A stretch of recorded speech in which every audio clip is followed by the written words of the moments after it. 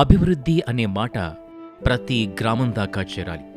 ప్రతి కుటుంబ జీవితం మారాలి. అంచుల్లో ఉన్న కుటుంబాలకు అవకాశం దొరికితే వారి భవిష్యత్తు ఎలా మారిపోతుందో చిత్తూరు, తిరుపతిలోని యానాది కాలనీలో జరుగుతున్న అభివృద్ధి నిదర్శనం.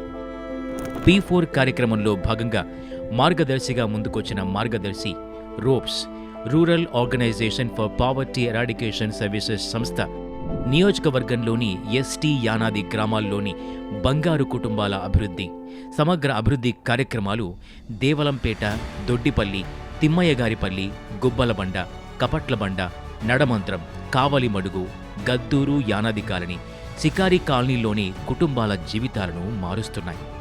గ్రామ వీధుల్లో సోలార్ దీపాలు ఏర్పాటు చేసి చదువు కోసం దూరం నడిచే బాలికలకు సైకిళ్లు అందించి వారి విద్యకు తోడ్పడ్డారు. 400 ప్రభావిత కుటుంబాలకు డ్రై రేషన్, శానిటరీ కిట్లు, బెడ్షీట్లు, టార్పాలిన్లతో వరద సహాయాన్ని అందించారు. 5 గ్రామాల్లో సింటెక్స్ నీటి ట్యాంకులు ఏర్పాటు చేసి తాగునీటి సమస్యను తగ్గించారు. అంతేకాకుండా విద్యార్థులకు పుస్తకాలు, ఎడ్యుకేషన్ కిట్లు, నీటి భద్రతకు బోర్వెల్స్, మహిళల ఆరోగ్యానికి అవసరమైన సామాగ్రి, హెల్త్ ఎయిడ్ కిట్లు, పిల్లల కోసం ట్యూషన్లు, ఇలా ప్రతి అవసరాన్ని గుర్తించి సహాయం అందిస్తున్నారు.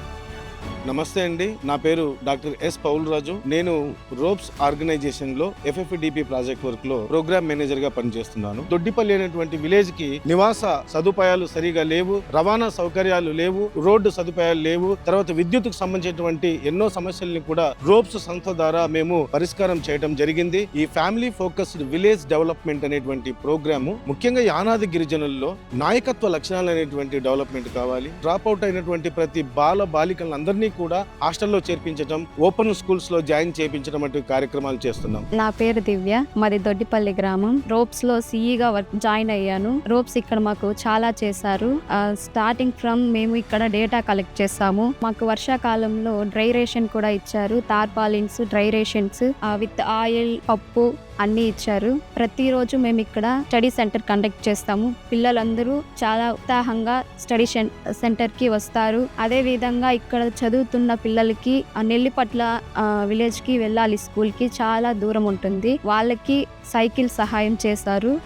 మార్గదర్శుల సేవల్ని ప్రేరణగా తీసుకుని మీరు కూడా P4 కార్యక్రమంలో భాగస్వాములై మరెన్నో గ్రామాల అభివృద్ధికి మీ వంతు చేయూత అందించండి.